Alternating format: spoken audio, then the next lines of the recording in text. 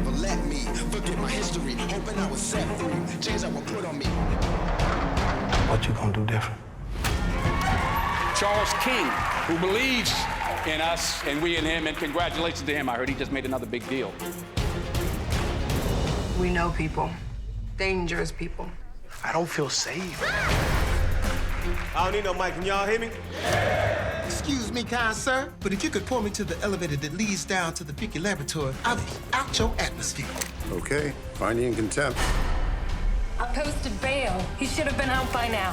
When any evidence proving his innocence is suppressed, and anyone who tries to tell the truth is threatened. Get out of the goddamn car! Whoa, whoa, whoa, whoa, okay. Hands on the car! Okay. This case becomes more than the trial of just a single defendant. It becomes a test of whether we're going to be governed by fear and by anger, or by the rule of law.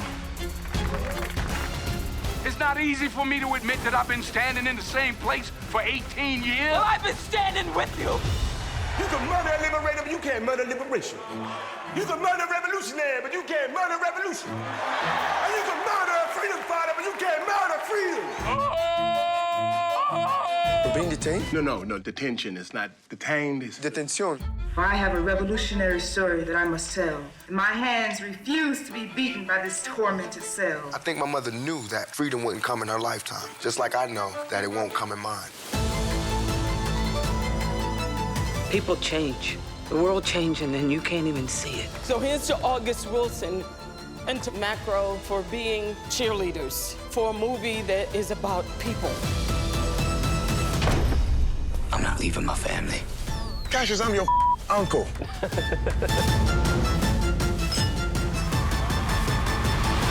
the homies and some for me!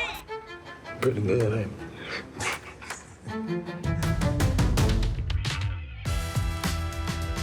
Introducing a visionary leader who is redefining the landscape of Hollywood. Charles King joins the WayMaker Men's Summit to share his insights on championing Black voices, the vital role of supporting people of color and Black filmmakers. Get ready to hear from a true trailblazer who is breaking barriers, setting new standards, and transforming the face of entertainment. Everybody wants to have a career like Charles King.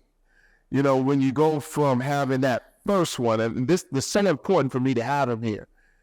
You know, most Black people think they get one shot. And if you do well at that, you just retire. You just ride out, work it out, and then you retire. This brother was at William Morris, the first Black partner at William Morris.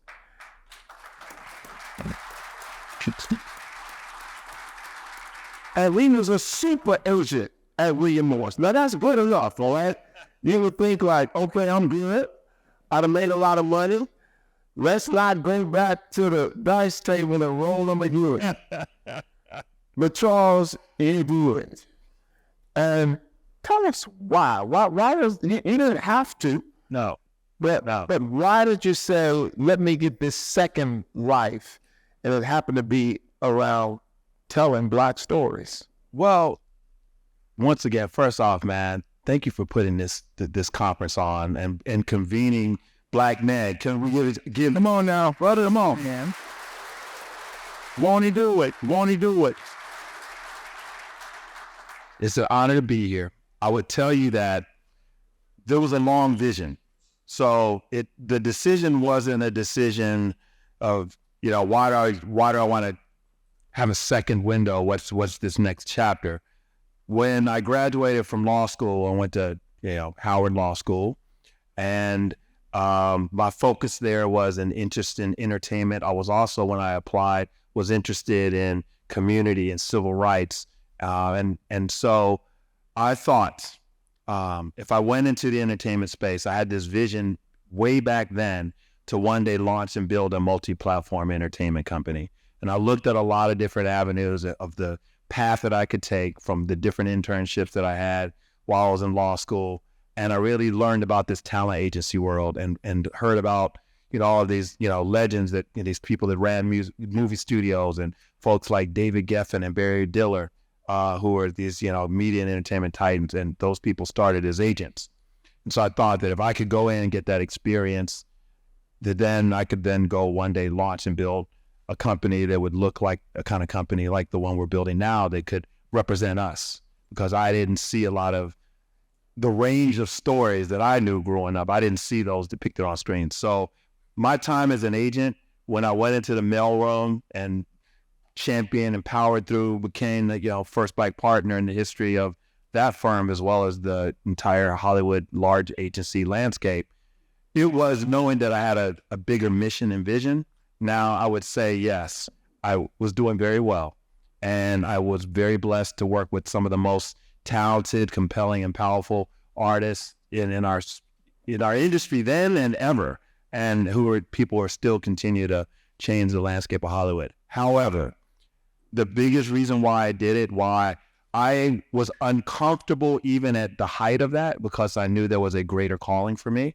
And it wasn't just about me and my family and my personal situation, but I saw an opportunity, I saw a void for our community.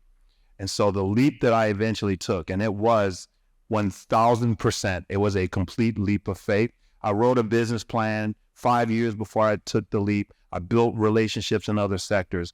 But by the time I actually did what you said, which was absolutely that, it was like rolling the dice. Now, it was a calculated roll, but it was a rolling of the dice because I didn't, I'd saved. My wife, we've been married 24 years in November, and this was a long-term thing we were preparing for, but it was a complete leap of faith. I hadn't raised the capital yet. We were self-funded for the first 6 months, and but the biggest reason was I saw there was a need to tell our stories.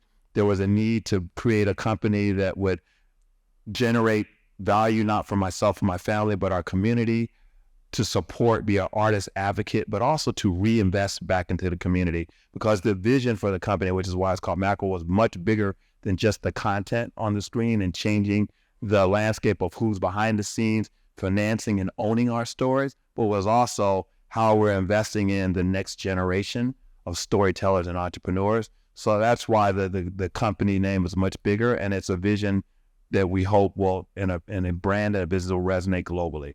But it was a community leap. It wasn't just about myself or my family. So, hey, man, so Charles, when I talked to you earlier, you went to Vanderbilt, then you went to Howard. Yes. Usually it would be Harvard, but we were left from Harvard. So tell us, why did you go to a black school after going to Vanderbilt?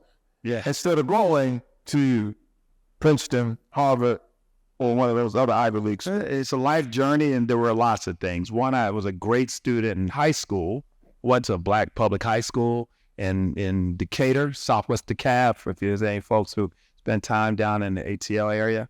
And then my experience at Vanderbilt, it was like 1%, 2% black. It was a small group of African-American students. We were all really tight. But I spent most of my social time on the yard at Tennessee State and Fisk, and the camaraderie, the community, I love that. Second, my father, he went to Howard. He went to Howard undergrad, went to Howard for medical school. I have an uncle who also went to Howard Medical School, and there's a long tradition and legacy in my family of HBCUs, and just the importance of our institutions. And so after the experience I had at Vanderbilt, and then I worked 2 years in the corporate world, I wanted the experience that would not only be a top flight education and legal background and training, but I also wanted to enrich my personal life and experience. And when I got accepted to Howard, it was just not even a question or shadow of doubt. And also the legacy, because I did go there, and Macro is a for-profit company, and we've raised quite a bit of capital, and we have real institutional investors. But there's a mission too, and I have an activist lean. So that whole kind of civil rights side of me, and you think about Thurgood Marshall and the other, just leaders who've gone to Howard Law. So that was my decision for choosing that institution. So Charles, both of us being in the media business and educating our industry on the relevance and the importance and the value of Black people and Black storytelling. that can be hard sometimes. I can tell you. Oh, yeah. Tell us, how did you make that conscious, hard decision? Like, this is what I'm going to lean into. And how did you navigate Hollywood to be able to sort of get to where you are today? It's good doing the George Floyd bills, and, that's kind of figured out. But those days when there is no national, issue in the Black community, how do you sort of tell them stories to people who don't look like you and get the value out of it? Well, the decision wasn't hard. I mean, I'm a Black man. I'm a proud Black man. And for me, when I looked at it when I started in town, like it's almost an unfair competitive advantage. I watched everything. I watched all of the films for our community, but I also, watched every other film and television show from, a much larger marketplace. And so I looked at it like I'm multilingual, and I saw there was a dearth of representation, and there was a business opportunity was missed. And so I embraced, sometimes I don't want to be the person who's don't give me the Black client. I was amazed to work with all the incredible people that I went, and the fact that I focused on our culture as an agent, but then took that approach to understand not just film, but television, music, theater, how it all interconnect. But I leaned into the culture, and I leaned into being someone who understood things and trends and artistry and talent before others could even comprehend what was going on. It was like I was running a race in front of them, and I was like, they looked up. By the time I was in my 6th or 7th year as an agent, year 5, 2005 was the year, I had a client practice that would rival people who had been doing it for 20 years.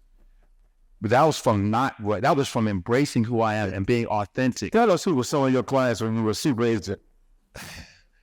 Well, there were filmmakers like Tim Story did the Barbershop franchise and many other movies, and he was the first director to have kind of over $1 billion at the box office. Lee Daniels, but then I worked with iconic music artists like Prince, Janet Jackson, Andre Benjamin, DMX, Nas. But then also during different times as an agent, I was the first agent, and the agent for Tyler Perry was there, structured all of his business. I mean, the deals in the business that he built is completely transformed Hollywood, and he's, been, in terms of what he's done as a businessman. But Terrence Howard, Paula Patton, Craig Brewer, M. Night Shyamalan, I represented such an incredible group of people. Titans in our community like Bishop T.D. Jakes. I could go on and on around the film. Ryan Coogler, Black Panther. Wow. Yeah. Ron, that's a little impressive. Yeah, that is. I'm looking for an Asian right now. Now, I'm sure that a lot of people want you to represent them, too. Before we move. Yeah, come on, Marcus, let me listen. What was your approach, Charles, when you read a script? What are you looking for in that script that sort of says, that's it, that fits into my lane? Yeah.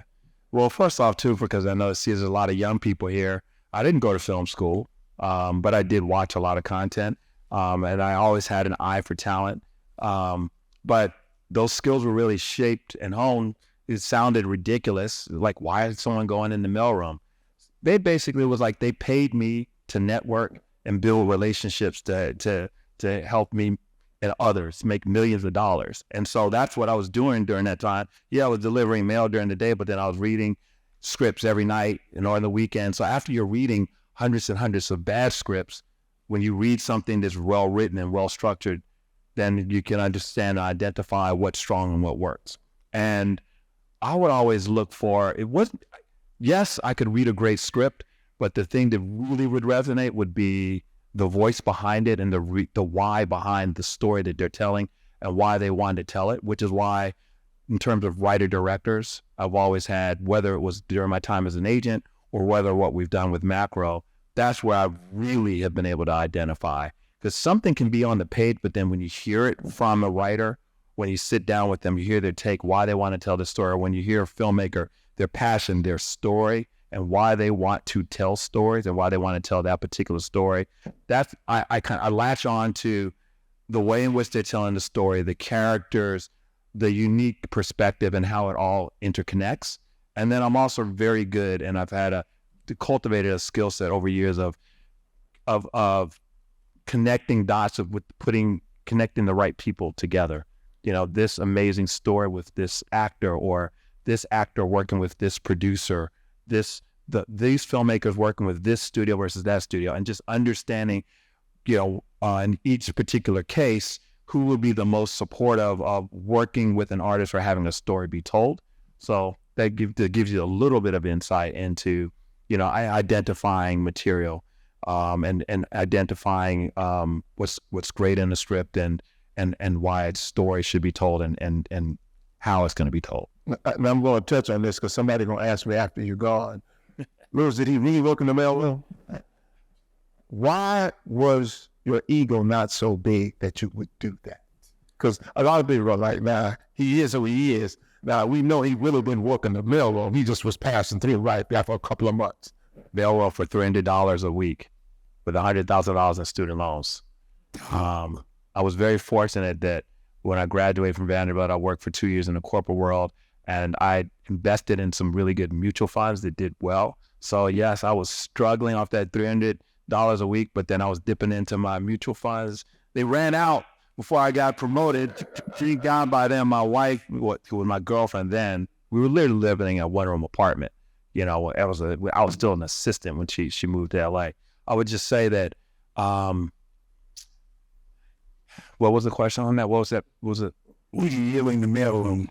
Oh, I was out there. Why would he let this go? Okay, I was in the mailroom, but part of it was understanding the legacy that everyone, like 95% of the people in the town started in the mailroom or as someone's assistant. It's almost like a rite of passage. Now, that was part of how they weeded out people that looked like us, because most of us couldn't afford to do that. So the story I was just telling that was how I was able to afford to do it. I had some family support, but most of us don't have that. You can't afford to go work for that with student loans. And so it blocked one. Also, you had to know people.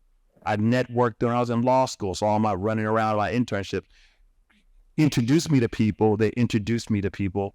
They introduced me to people that were at William Morris, and then I ended up getting offered a position there 6 weeks after I moved to LA. And I would just say that, yeah, I pushed to be in the mailroom because it was actually considered to be a badge of honor. And I also knew and had enough conversations where there was no version of skipping a step. There had been people who had tried to skip a step, and that the only way I was going to really get there was I was going to have to grind it out, work harder, be smarter than everybody else there, and do all the same things that they were doing, which is what I did. So did you get any pressure from your wife when you was in the mailroom? She was my girlfriend then. I'll tell you the story. She flew out to visit, I think. I was like, let's go out to celebrate. I got a job. Oh, you did? And here it was. I was broke as I don't know what. I took her to this restaurant called Spago, which is like, and we were in the line. We were waiting to get seated. I was like, so here's the big news. She's like, where are you going to be working? I got a job at the William Morris agency. Oh, man, that's amazing. What are you going to be doing? Well, so, you know, I'm starting in the mailroom. She literally was like, I don't feel well. Can we leave? We never had that dinner. We went home that night. And then I went through a sales presentation through the weekend. This person, and yes, I'm going to be grinding it out. But then one day, and somehow she believed that vision. But yeah, no, it was jarring at first. I'm sure. But absolutely. You didn't have the money for the wait? I had a maxed out credit card. I had a little bit left from what I spent it on buying my computer. I literally bought a computer and a car with a credit card when I moved to LA. I didn't have a job, a car, or even a computer when I got there. Wow. Bought a Fiat Spider for $2,000. Fix it again, Tony. It's breaking down every week. So Charles, tell us about Fences and Denzel. Yeah. You get involved with that project. Man, it was like divine intervention. That's all I'll tell you. What a beautiful thing, man. Like, to think, we launched Macro in 2015. I had represented a really brilliant director in theater, and he's now doing film and TV, named Kenny Leon. And I was his agent for film. And when they did Fences on Broadway, I was there, the premieres of that. And I knew for years I was leaving to launch Macro. So Fences was actually one of the projects. I had a tracking grid of future projects, potential things to get into when I left William Morris WME to start Macro, and what could happen and what could I potentially get behind. So here it is, my first year, 1 year into launching. We'd raised capital to get started, and then we were raising more capital. So we had just finished raising enough capital to actually start financing the movies. And there was an opportunity to get involved with Fences, because this movie was it was in development for 20 years. You got August Wilson, they won all these Tonys for it on Broadway. You've got Denzel Washington and Viola Davis. Paramount Pictures had developed this for 20 years. They weren't going to make the movie unless someone else put the money up. That gives you an idea of how challenging Hollywood is. Okay? Denzel was, by hook or crook, I think he was putting some of his own money up. I think he made a deal where it wasn't his usual fee, which is his usual fee was almost the full budget of the film. I thought, because he's Denzel, he's a man.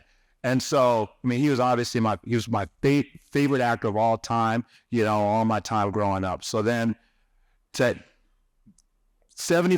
of the capital for Fences came from two companies, Macro and Braun. The other 25 minority position was from Paramount. They went to other sources to fund the film.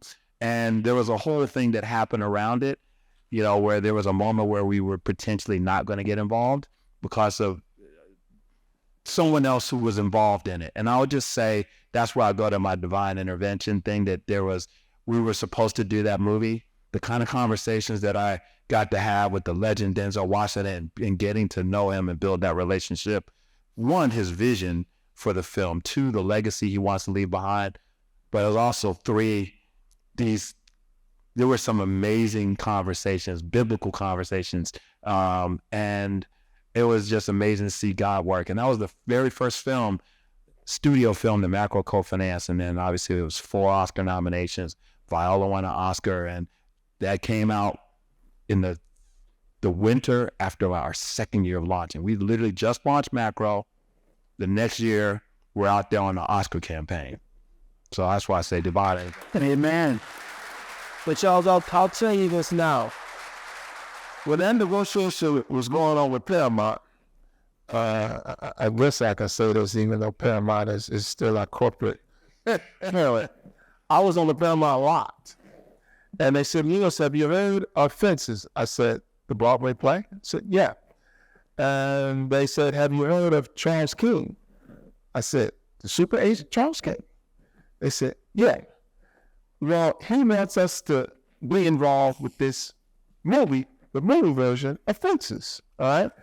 I'm like, okay.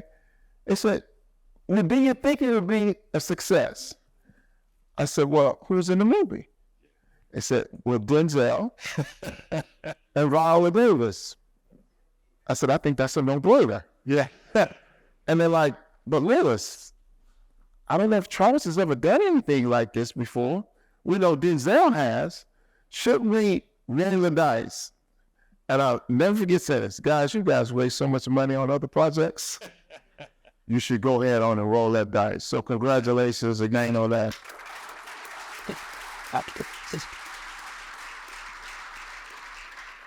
Let's talk about something that's a little different. Judas and the Black Messiah. Yeah. Yes. Tell us about that. That kind of hits home here in Chicago. You want to know how it hit home? Because then I realized, oh man, I had to hit up Chairman Fred while I'm here before I head out. Man, it was a life-changing experience. What an incredible experience and honor to be part of the team to bring that film to the screen. And the relationship and bond that all of us have, when I say all of us, me, my personal relationship, Ryan Coogler, Shaka King, and that we built with Chairman Fred and Mother Akua, and be able to bring that story light of a true leader, visionary, hero. And it was the conversation we had. We came to Chicago quite a bit to have them get to know us, to trust us, to tell the story.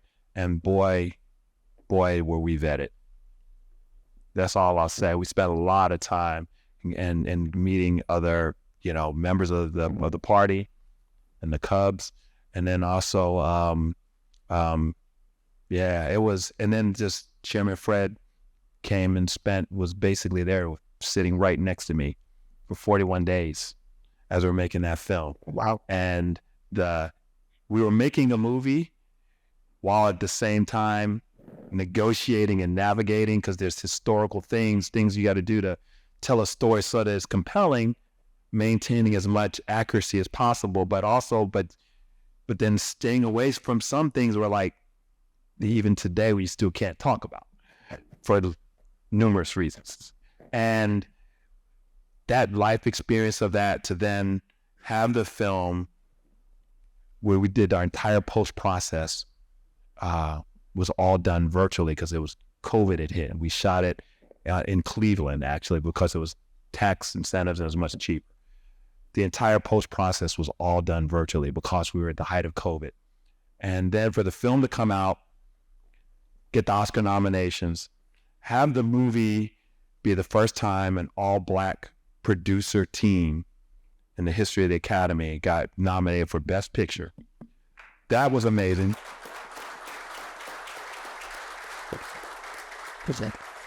But honestly, the most gratifying piece was that Chairman Fred Hampton's story was told, and that you guys are familiar with the story. I wasn't as familiar about Chairman Fred. I knew a little bit. I didn't know anywhere near what I learned. And then that it's also sparked more of a conversation to understand the party and all of the great work that was being done in our communities, and honestly, the negativity of what happened from our government and how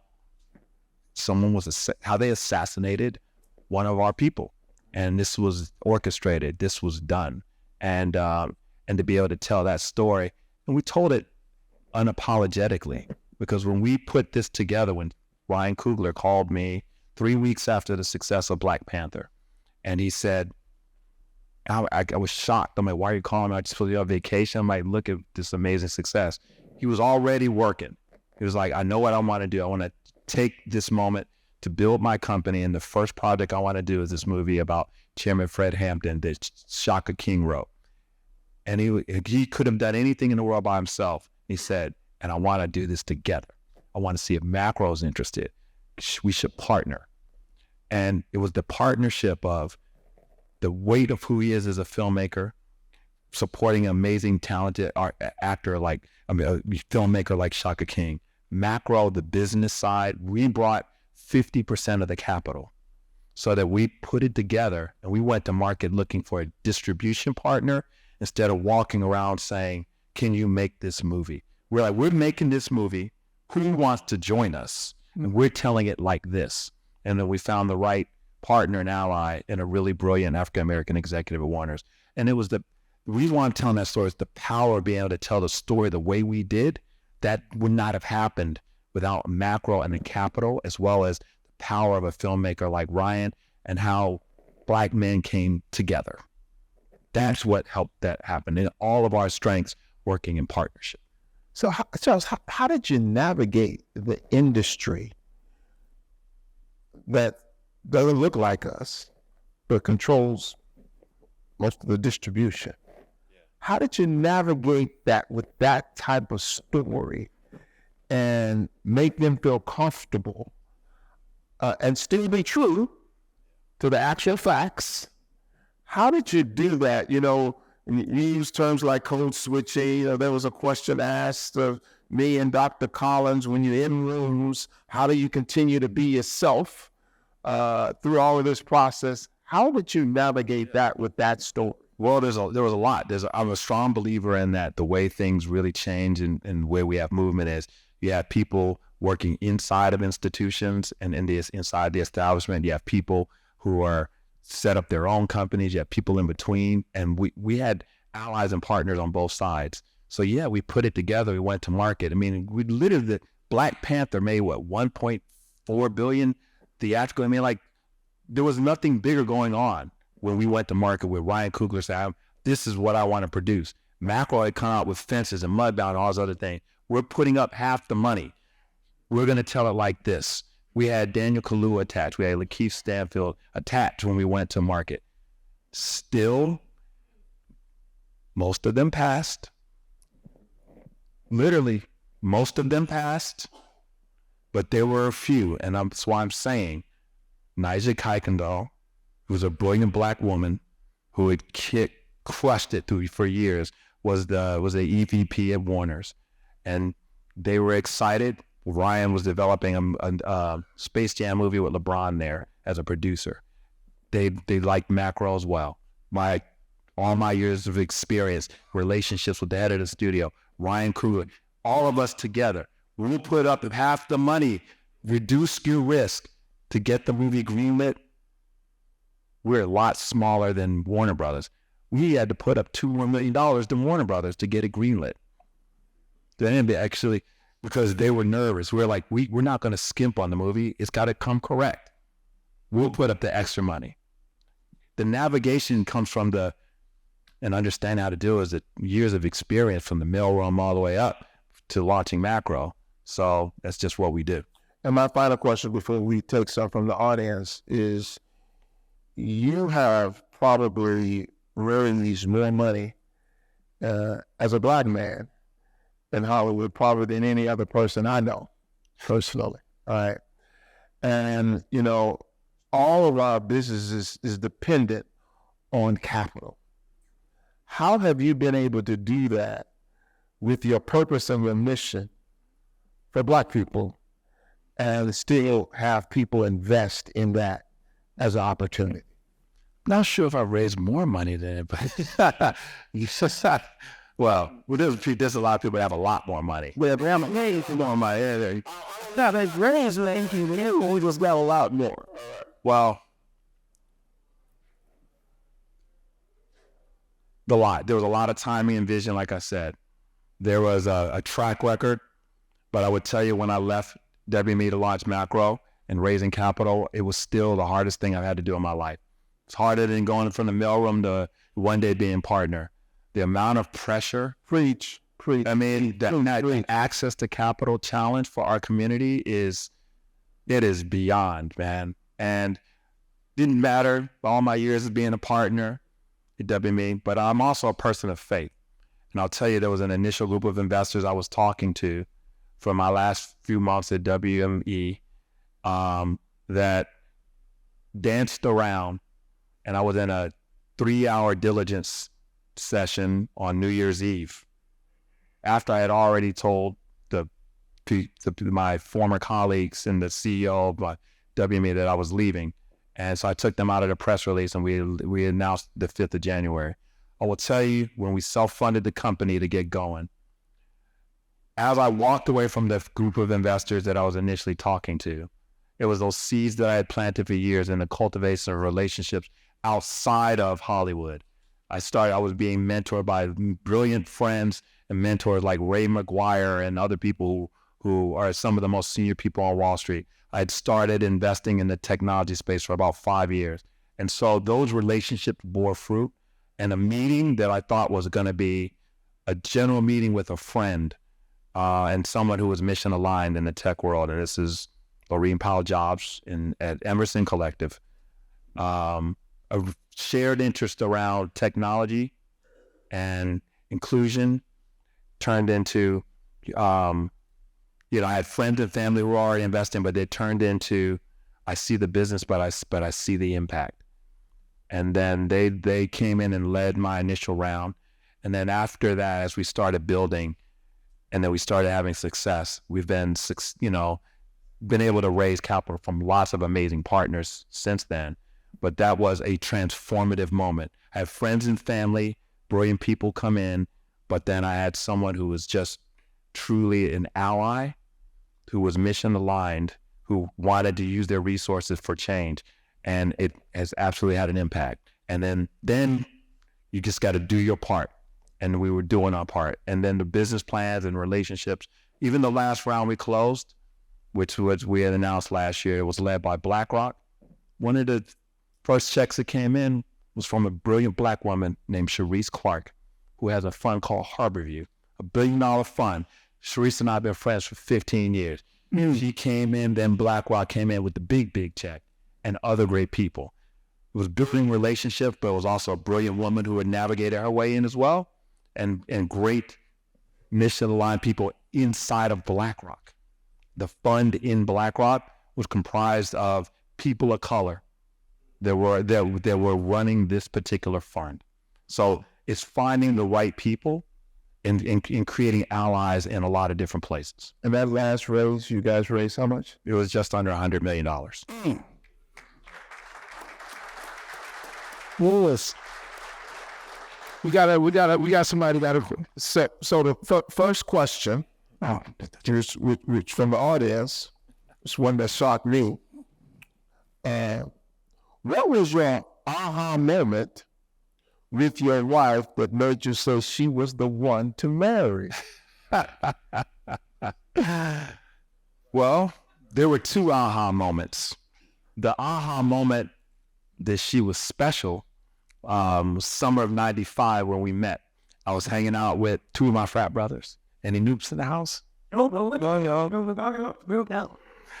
And we were going into a party in New York, and these two young ladies come outside of it. I don't know if could come outside of it. And I'm the guy I'm a little more laid back. We all have our friend who's the more outgoing one. But the more outgoing one was like legendary in his outgoingness. And he's my brother, to my man, Marcus. He was like talking to them, trying to get them to hang out. And she flipped it on him. It's like, let's all exchange cards. And he's so legendary. He has an amazing walk that people know. She started imitating. She had never met him before. And it was the humor and this personality, how she kind of diffused it. Nothing happened then. But we ran into each other 3 weeks later at another party, Prasad Brothers. And she was like, we met. I was like, and then we started hanging out that night.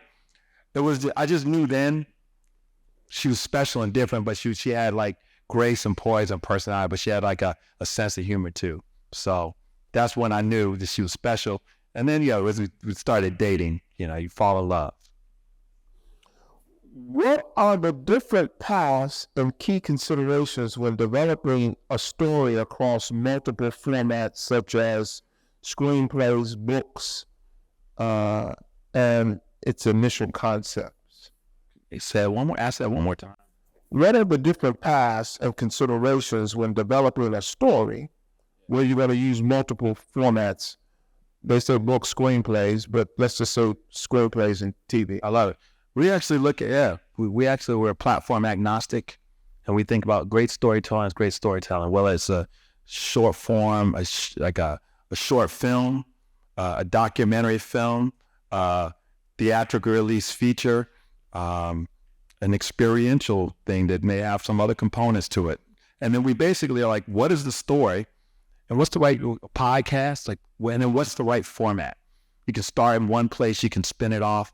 But I think we look at what is the best format and way to get this story told. And then what is the, best business format and plan to put together that's in support of that, both from an artistry perspective, but also from the business models that make sense and how you're going to, generate returns and have a profit from it as well. So we're each, depending upon what it is, then the models shift and the things we look for and obviously budget ranges, but we always look for what is the why and what that story is and who's telling it.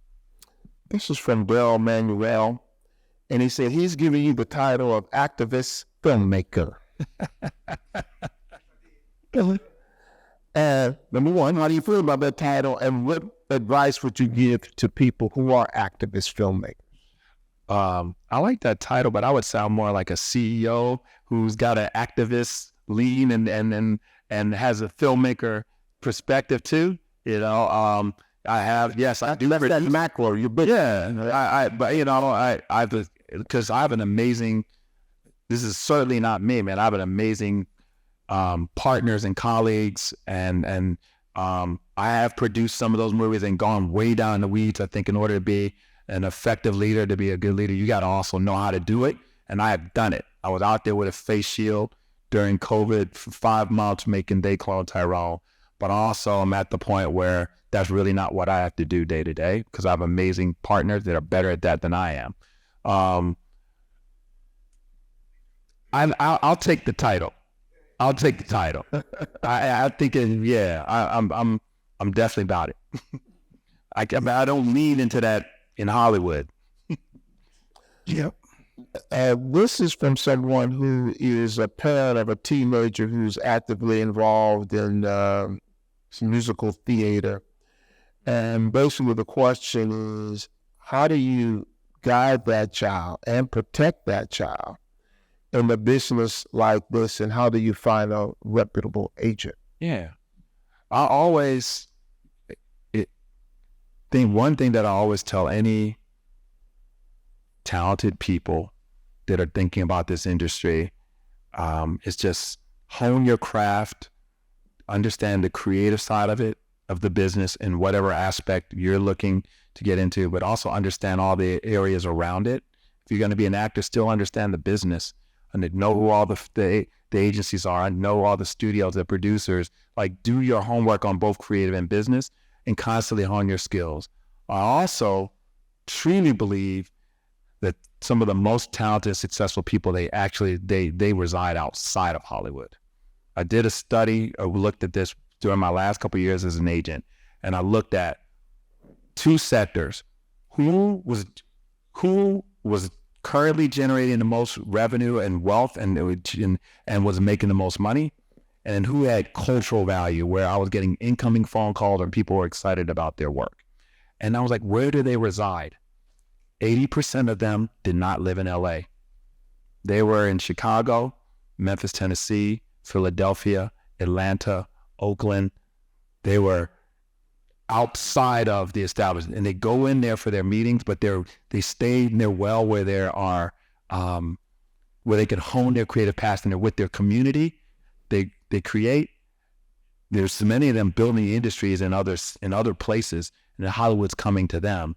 And so that's what I would say for that parent, is just make sure they're taking all the classes, getting the education, finding reputable agencies that are franchised in your city. And they're here in Chicago, they're in Atlanta, Georgia, they're in Nashville, Tennessee, in most major cities. Then max out in the city, local theater, digital shorts, things on social media. When you get to a place where you're no longer learning, then maybe take some of those meetings in Hollywood, but people are probably coming to you then. That's what I would say. Next question. How has your leadership style evolved as macro has grown? And what advice would you give to entrepreneurs trying to build a business? I'm definitely one who's always, and I'm still, just try to lead by example. And I have create a culture where everyone's got a voice within the company. Because I lean towards being probably, I've had to get to be tougher as things have evolved, because I'm always one who's I look on the positive side of things. I'm coming from a place of well-intentions, but everyone isn't that way. Even when you want to come work at your company, some people are there for themselves. They're to extract things for themselves and not give back. And I've had to be tougher. I've had to be more discerning and understand and try to, keep my circle close, but also I have to be when I recognize people aren't aligned, I have to figure out how to deal with it quickly, and not be burned, because I've definitely been burned a few times, just in general, even just from my leadership within the company, but external, just larger. The other thing is continuing to push to think bigger and globally, and not let other forces impact me. And then once again, it's also building other leaders, which is the biggest thing I'm trying to do. I'm very much about empowering my colleague and my partners, recognizing like everyone's strengths and how we can utilize the strengths of a whole group of mission aligned people, as opposed to trying to do everything myself. The next question: who were some of your mentors? I'll just say, who were some of your waymakers? I mean, the first mentors were my parents, my mother, and my father. They definitely started things for sure, and grandmother, all had a massive impact on me. And still to this day, my dad I didn't realize this till later, he had his own practice. Seeing him build his own practice, I was like, oh wow, he was an entrepreneur as a doctor. My mother's a writer, so it was like a creative thing. I actually didn't really realize until well into launching Macro the impact that had on me. There's some key people in Hollywood that have been great. Some lawyers, Nina Shaw, Daryl Miller, who really opened up doors for me when I moved to town. And there were people that were not from our community in Hollywood, like a guy named Dave Wershafter, who was the president of the agency who promoted me. We did a lot together, as well as other people that were running the company that supported me in the early days. And then when I started achieving a level of seniority in Hollywood, I did reach across sectors. And there's a couple of key mentor friends, Ray McGuire, who's a legend on Wall Street, who has just been a rock and a pillar, and he's opened up doors for hundreds of people, and also an investor. And then a dear friend who's one of the senior execs at American Express, who's also he's on my board, Andre Williams, is like the rock on my board, and he's the CEO of American Express Bank. I didn't grow up in corporate America, so I get a lot of corporate America advice from him. So those are key people. There are many others, but those are some key people that I could shout out today. You know what? There's one more, Tanya Heidelberg Yap, who was a brilliant lawyer who opened up the door, gave me the job at MTV, and which opened up the door as a summer associate, which opened up the doors. And I was actually talking with your niece backstage about her, because she's from Detroit, and she made a tremendous impact in getting me in the industry. That getting into MTV, the summer '95 was like my big break. And Charles King, we thank you for coming and sharing your things. Thank you for having me.